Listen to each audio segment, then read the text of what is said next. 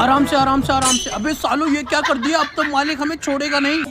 अबे फुल्लू तेरे साथ काम करने में मुझे बहुत मजा आता है। अरे मालिक मैं कारीगर ही इतना अच्छा हूँ। अबे साली ये क्या कर रहा है, तुझे यहाँ से ईंट लाने के लिए किसने बोला? सारा काम खराब कर दिया। हाँ हाँ और पीछे और पीछे और पीछे और बस रुक जा सबे साले पूरी दीवार गिरा दी तूने। एक काम ढंग से नहीं होता।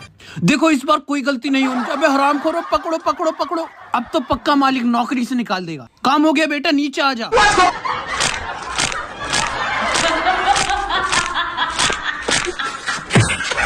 अरे हरामखोर मेरी उंगलियों का तो भरता बन गया।